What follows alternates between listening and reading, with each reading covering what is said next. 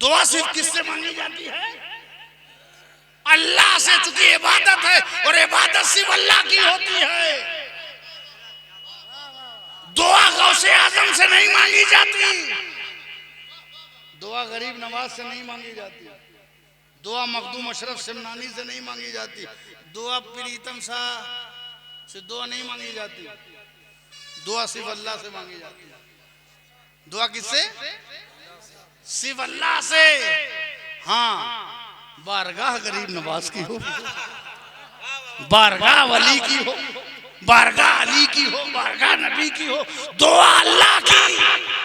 अब अल्लाह से ही मांगा जाता है, इनसे नहीं मांगा जाता। इनसे कहा जाता है प्रीतम सा बाबा मेरे लिए ये दुआ करिए, ऐसा ऐसा ऐसा ऐसा। जैसे आप जिंदगी में किसी कहते, जिंदगी में पीर साहब से कहेंगे ना, हजरत मेरे लिए ये दुआ कर दीजिए, मेरे लिए ये दुआ कर दीजिए। अब वही हजरत जब चले गए कब्र में तो अब उनसे दुआ मांगने लगते हैं। अबे जब जिंदगी में उनसे इस तरह नहीं मांगा, जब उनसे जिंदगी में इस तरह नहीं मांगा, तो जब मिट्टी के नीचे चले गए तो वैसे ही, जैसे अकीदा तो ये है कि जैसे जिंदगी में कहते थे वही मरने के बाद वही कहो।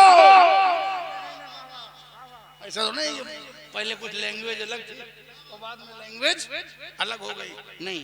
तो पहले ज़हन ये साफ करिए कि दुआ सिर्फ अल्लाह की, हाँ बारगाह मुकर्रब की हो, वली की हो, चूंकि ये औलिया अल्लाह के करीबी होते हैं, अल्लाह के करीबी होते हैं। और जब इनकी बारगाह में तुम अल्लाह से दुआ मांगते हो तो चूंकि इनकी बारगाह अल्लाह से करीब होती है तो इनकी बारगाह में मांगने वाली दुआ भी अल्लाह से करीब हो जाती है।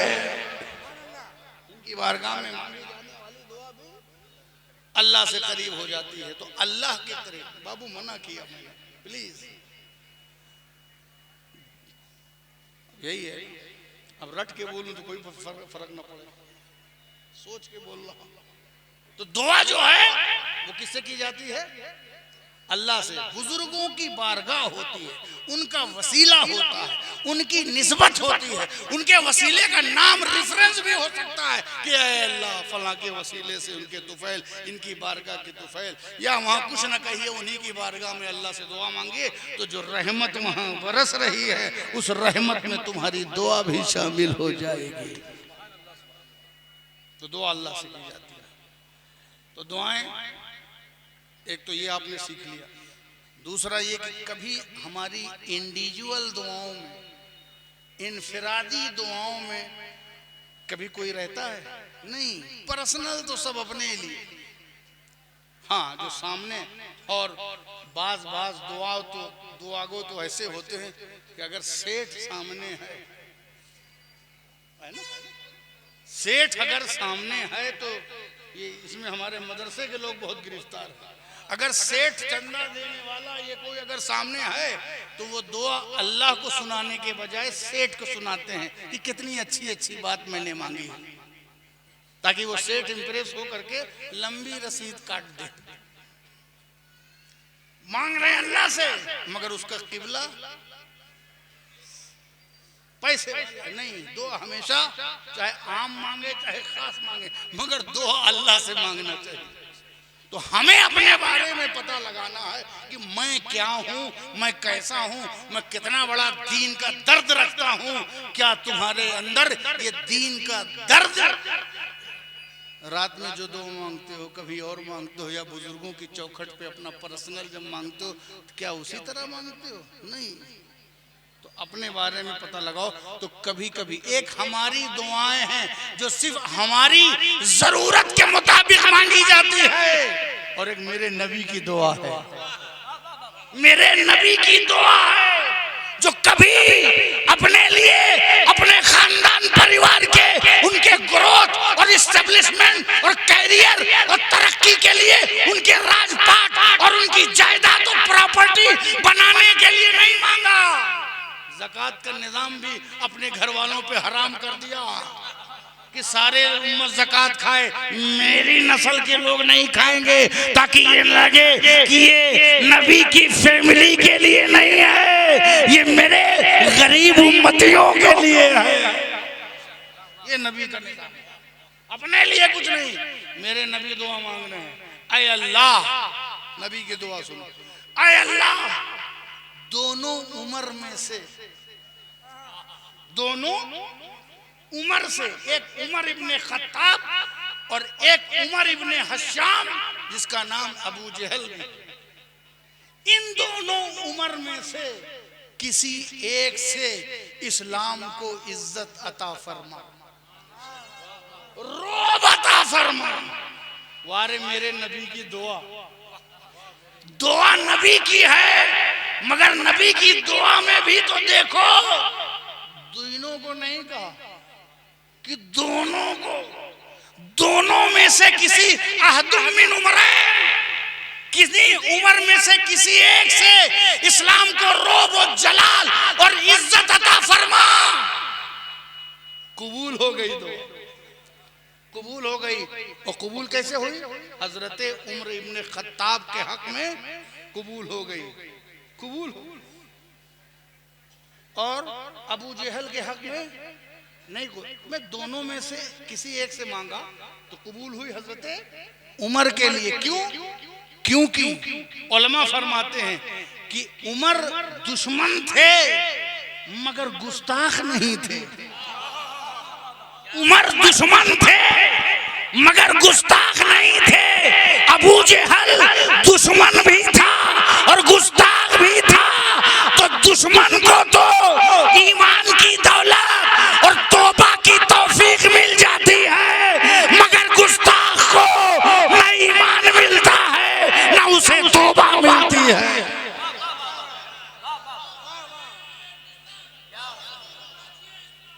याद रखना, याद रखना, दुश्मन तो हो जाओ, किसी की दुश्मनी तो चल जाएगी मगर गुस्ताखी नहीं चलेगी। दुश्मनी तो चल जाएगी मगर ताजीम का इनकार और गुस्ताखी ये नहीं चलेगी। इसलिए हमेशा याद रखना, दुश्मन बन जाना, कभी गुस्ताख न बनना, क्योंकि गुस्ताख से तौबा की तौफीक भी छिन जाती है। गुस्ताखों को मोहलत मिलती है मगर इज्जत नहीं मिलती। गुस्ताखों को मोहलत मिलती है मगर इज्जत नहीं मिलती। हो सकता है गुस्ताख ज्यादा मोहलत पाके ज्यादा रहे और आशिक थोड़ी सी मोहलत में चला जाए, मगर इज्जत आशिकों के हिस्से में आती है और रुसवाई मुनाफिकों के हिस्से में आती है। ये मेरे नबी की दुआ। एक और दुआ सुन लीजिए, मेरे नबी की दुआ, देखिए फौरन कबूल हो रही है। मेरे नबी ने एक हजरत, बहुत मशहूर वाकया है, एक दहिया कल्बी, एक बहुत ही खूबरू इंसान थे, वे मोस्ट ब्यूटीफुल, इतने खूबसूरत थे, इतने खूबसूरत थे कि जब ईमान ले आए तो उसके बाद जिब्रील अमीन, क्यों भैया इतने बड़े बड़े डब्बा रखे हो, सीटी बज रही है, तो उन्हीं की शक्ल में आते थे जिब्रील अमीन, नूरानी मखलूक। आप सोचिए दुआ मेरे नबी की, कभी हमने मांगा नहीं, मेरे नबी ने दुआ मांगा, ऐ अल्लाह अल्लाहुम्मरज़ुक़ल इस्लाम दहिया कल्बी, ऐ अल्लाह इस्लाम को रिस्क अता फरमा, इस्लाम को का रिस्क जो है दहिया कल्बी को अता फरमा दे। दहिया कल्बी को इस्लाम की दौलत से माला माल कर दे। मेरे नबी ने दुआ क्यों की? क्योंकि दहिया कल्बी 7 कबीले से कनेक्टेड थे और मेरे नबी की दुआ टारगेटेड दुआ कि अगर ये आदमी ईमान ले आया तो इस्लाम 7 कबीले तक पहुंच जाएगा। रसूल ने गुस्से से इस्लाम नहीं फैलाया, हिकमत से, बसीरत से। मुसलमानों, अहमकों की जमात ना बनो, हिकमत सीखो तो नबी से। रसूल फरमाते हैं अल हिकमतो दालतुल मोमिन, हिकमत मोमिन का खोया हुआ खजाना है। जज्बाती हिकमत से इसीलिए मेरे नबी ने कसरते अज़दवाज शादी की। जिस कबीले के दामाद बने वहां इस्लाम पहुंच गए। तुम ये क्या जानो, तुम्हें क्या, तुम तो यही सब देखते हो, गिनती गिन रहे हो, मगर मेरे नबी की हिकमत दो। आप काहे के लिए आप शादी करते हैं? जहेज के लिए, कार के लिए, फ्रिज के लिए, कूलर के लिए। आप शादी करते हैं घर के लिए, आप दुनिया के लिए शादी करते हैं। मेरा नबी इस्लाम के लिए शादी कर रहा है, इस्लाम के फायदे के लिए, उसके फरोग के लिए शादी कर रहा है। अल्लाह इस्लाम की दौलत से दाहिया कल्बी को माला माल फरमा दे। इधर सरकार की दुआ हुई, उधर बाबे इजाबत से टकराई, उनके दिल में इस्लाम की मोहब्बत पैदा हुई, उनके कल्ब में इस्लाम का नूर जागा। उन्होंने आमादगी इस्लाम जाहिर की, काम चलो सब हो रहे हैं, मैं भी उस नबी के हाथ पर मुरीद हो जाऊं, इस्लाम ले आऊं। वो चले। सुनिएगा मुसलमानों, बात आम सी है, मगर उसमें खास आपको समझना है, आपको उसमें देखना है। ये खास करके जायज़ और कुर्ब जवार के मुसलमानों, आप इस चीज़ को सोचिए, जो कि आपको इसकी बहुत सख्त ज़रूरत है। इस टॉनिक की, इस मल्टीविटामिन कैप्सूल की, जो इसमें सबक बन करके निकल रही है, उसकी आपको सख्त ज़रूरत है। इधर वो सरकार की बारगाह में इस्लाम कबूल करने के लिए चले। जिब्रील अमीन आए, सरकार की बारगाह में अर्ज किया, या रसूल अल्लाह आपकी दुआ कबूल हो गई। दहिया कल्बी इस्लाम कबूल करने के लिए आ रहे हैं, मगर आपके सहाबा में बहुत से लोगों से उनके डिस्प्यूट हैं, इख्तिलाफ हैं, मनमुटाव हैं, तो वो इस्लाम लेने के लिए आए हैं। ऐसा ना हो कि सब अपनी अपनी कद्दो काविश निकालने लगे और अपना अपना मीटर में नहीं जाऊंगा जलसे में, मेरी उनसे लड़ाई है, मैं उनके साथ नहीं बैठूंगा, मैं वहां मिलाद में नहीं जाऊंगा, ये छोटी छोटी बात ऐसा होता है ना। तो हजरते जिब्रील ने सबको कहा, जरा या रसूल अल्लाह अपने सहाबा को समझा दीजिए कि अपना मसला लेके ना बैठ जाए, बहुत अहम आदमी मुसलमान होने आ रहा है। सहाबा ने सुना, सरकार ने उनको बताया ऐसा ऐसा मसला है, दहिया कल्बी इस्लाम लेने के लिए आ रहे हैं, तो तुम में से बहुत से लोगों से उनके बहुत मनमुटाव हैं, तो तुम अपना अपना मसला मत पेश करना, मुसलमान होने देना, बात की बात बाद में। तो सहाबा ने अर्ज किया, या रसूल अल्लाह अगर वो इस्लाम के फायदे के लिए आ रहे हैं और इस्लाम लाने आ रहे हैं, तो कौन सा हमारा मसला, हम अपने सारे इख्तिलाफात इस्लाम के फायदे के लिए हम खत्म करते हैं। हमें अपनी लड़ाई प्यारी नहीं है, हमें इस्लाम की बड़ाई प्यारी है, हमें इस्लाम की सरबलंदी। ऐसे तुम भी जब मस्जिदों में जाओ, जब दरगाहों में जाओ, जब मदरसों में जाओ, जब अपने माशरे में जाओ, तो जैसे मस्जिद में चप्पल उतार के आते हो, ऐसे अपना इख्तिलाफ उतार के आ जाओ, अपनी लड़ाई उतार के आओ। दीन के मामले में आपस की लड़ाई मत लाओ। तुम्हारी लड़ाई कोर्ट में है, तुम्हारी लड़ाई कचहरी में है। दीन के मामले में अपनी लड़ाई लेके आओ। दीन की मसलहत के एतबार से जो दीन का फायदा ज्यादा है, उसी की तरफ तैयार रहो। अपने नफ्स की आरज़ू निकाल करके फेंक दो, इस्लाम की तरक्की की आरज़ू अपने सीने में डाल लो। यही सहाबा का तरीका है, यही औलिया का तरीका है, यही पीरों का तरीका है। खुद के लिए जीना छोड़ो, खुदा के लिए जीना शुरू कर दो। जो खुद के लिए जीता है वो फिरौन और नमरूद और शद्दाद और यजीद होता है, और जो खुदा के लिए जीता है वो हुसैन आजम होता है, शहीद करबला होता है। समझ गया? तो ये है, खुद के लिए जीना छोड़ो और खुदा के लिए जीना शुरू करो। तो दुआ, बात अभी तो दुआ की शुरू ही हुई। दुआ, हम जाने कि हमारी दुआ, मेरे नबी ने दुआ किया। अच्छा वो आ गए, वो अरे जब एक बात कहा नहीं माने तो जितनी बात कहा है वो कहाँ मानोगे। जब 10 रुपए के बराबर नहीं माने अल्लाह अकबर, कितना गौर से लोग सुनते हैं, इसी से समझिए आप। मैं जो चीज मना कर रहा हूं वही कर रहे हैं। हजरत चाहे जितना रोकी हो, हम नहीं मानेंगे, हम आपको पैसा दे के रहेंगे। अब बाद में हम इन्हें ढूंढेंगे तो ये भागेंगे। यही दुनिया है। जब तुम दुनिया से भागोगे तो दुनिया तुम्हारे पीछे भागेगी, और जब दुनिया के पीछे तुम भागोगे तो दुनिया तुमसे आगे भागेगी। उस साये की तरह जो तुम्हारे आगे आगे जा रहा है, पकड़ो साये को। तो जैसे पकड़ो, बचपन में आपने देखा हो लालटेन और गैस में रात को साये के पीछे दौड़ो तो और भाग रहा है, लंबा साया भाग रहा है। और जब उससे पीछे मुड़ करके देखोगे तो वो साया तुम्हारे पीछे भाग रहा है। यही बुजुर्गों ने किया। दुनिया से ये भागे तो दुनिया इनके पीछे पीछे भाग रही है। समझ गया? दुनिया इनके पीछे पीछे भाग रही। वो आए, हजरत दहिया कल्बी आए। जाहिर है उस वक्त हजरत नहीं हुए थे, लेकिन अब हम बाद में नाम ले रहे हैं। आए और सरकार की बारगाह में, मेरे नबी का इखलाक देखो। अभी कलमा नहीं पढ़ा है। कलमा पढ़ेंगे तो मुसलमान होंगे ना।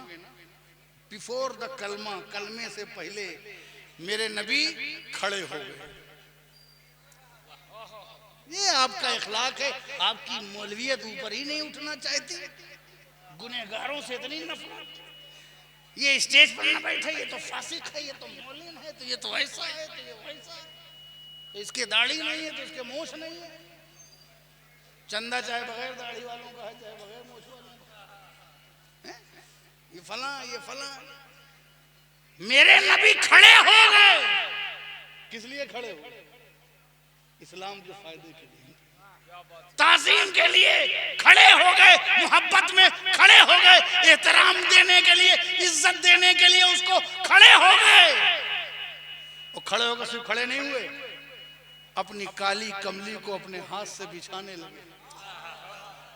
आने वाले मेहमान के लिए अपनी काली कमली, जिसकी तमन्ना सहाबा और गौस कुतुब करें, उस काली कमली को मेरे नबी अपनी चादर को बिछाने लगे। कहां दहिया कल्बी और कहां काली कमली? कहां दहिया कल्बी और कहां काली कमली? मगर मेरे नबी ने बिछाया। मगर जब इस्लाम का नूर जाग जाता है तो गुरूर खत्म होता है, और जब तक गुरूर रहता है नूर नहीं रहता। नूर जाग गया। उन्होंने कहा या रसूल अल्लाह, ये क्या कर रहे हैं आप? ये मेरे बिछाने के लिए नहीं है, ये तो मेरी आंखों से लगाने के लिए है, ये तो सीने से लगाने के लिए है, ये तो चूमने के लिए है, ये तो तबर्रुक हासिल करने के लिए। पता ये चला कि अगर रसूल इज्जत दे रहे हैं तो ऐसा नहीं कि वो बन करके बैठ जाएं कि मैं इज्जत। रसूल अपनी तवाज़ो दिखा रहे हैं और दाहिया कल्बी अपनी आजिज़ी दिखा रहे हैं, मोहब्बत दिखा रहे हैं। या रसूल अल्लाह, ये मेरे बैठने के लिए नहीं है, ये मेरे चूमने के लिए है, ये मेरे चूमने के लिए है। अब सोच लीजिए कि चूमता कौन है? चूमता कौन है? सीने से कौन लगाता है? जिसमें ईमान का नूर जाग चुका होता है, जो रसूल के कदमों पे निसार होना चाहता है, वही किसी चीज की निस्बत की चीज को अपना तबर्रुक समझता है। और जिसके दिल में तबर्रुक का, निस्बत का, ताजीम का ख्याल ही नहीं है, समझ जाओ उसके दिल में नूर नहीं है, गुरूर है। और जिसमें ताजीम है, समझ जाओ उसमें गुरूर नहीं है, नूर ही नूर है। समझ गया? आप ईमान ले आए, कलमा पढ़ लिया। कलमा पढ़ने के बाद रोने लगे। रो रहे हैं और रो रहे हैं। रोने का तसलसल जारी है, गिरिया जारी, हिचकियां बंद है। सरकार ने कहा है दहिया कल्बी, आप क्यों इतना रो रहे हैं? अब तो इस्लाम ले आए, आप मोमिन हो गए, इतना क्यों रो रहे? कहा हुजूर, मैं सोचता हूं कि क्या अल्लाह ताला मेरे गुनाह माफ करेगा। कहा क्यों नहीं माफ करेगा? कहा मेरे गुनाह माफ करेगा। मेरे इतने गुनाह हैं, ऐसे ऐसे गुनाह हैं कि पता नहीं खुदा माफ करेगा कि नहीं माफ करेगा। कहा माफ करेगा, लेकिन दहिया कल्बी अच्छा ये बताओ तुम्हारे गुनाह क्या है? कहा मैंने 70 बेटियों को जिंदा दरगोर किया है। कबीले की 70 बेटियां मैंने जमीन के नीचे गाड़ दी हैं। शर्म हया की बुनियाद पर सरकार हैरत ज़दा रह गए, सकते में आ गए। सरकार रोने लगे। आप पर हैरत और गिरिया का आलम तारी हो गया कि ये कैसा जालिम इंसान है।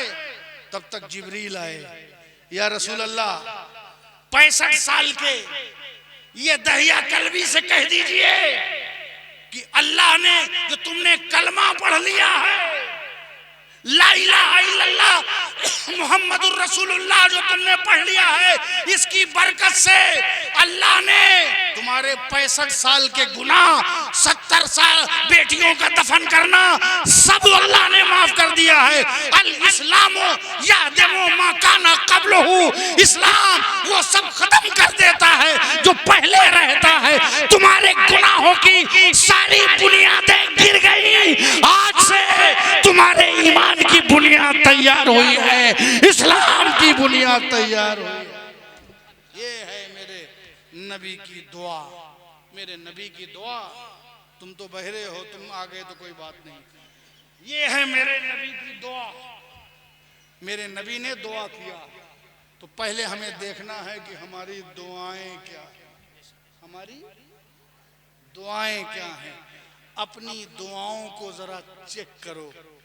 कभी दीन के लिए, वालिदैन के लिए, बुजुर्गों के लिए, अपनी इस मिल्लत के लिए, कौम के लिए दुआएं मांगो। क्योंकि दुआ मोमिन का हथियार है और इबादत का मग़ज़ भी है। अल्लाह ताला हम सबको दुआ, सच्ची दुआ मांगने की तौफीक अता फरमाए। अभी तो बात दुआ से शुरू है, 12 से 1 हो गए हैं। फिर इंशाअल्लाह इस दुआ को बाद में आगे भी बढ़ाया जाएगा। फिर कभी मौका रहा तो इसके बाद की बात तफसील से बताई जाएगी। अभी तो तकरीर पूरी की पूरी बाकी है। लेकिन 12 बजे आज मेरे पास पोस्टर आया, 2 पोस्टर, एक में 1 अप्रैल है, एक में 2 अप्रैल, शायद खराब हुआ। और मैंने 12 बजे के बाद तकरीर शुरू की, 12 बजे शुरू की और 1 बजे हो गई। तो पता चला मैंने 1 अप्रैल में भी तकरीर कर ली और 2 अप्रैल में भी कर ली। इन लोगों ने मुझसे 1 तारीख नहीं लिया, 2 तारीख ले लिया। वाखिरु दावाना अल्हम्दुलिल्लाह। वैसे मालूम भी है कि ईद के बाद टर आखिर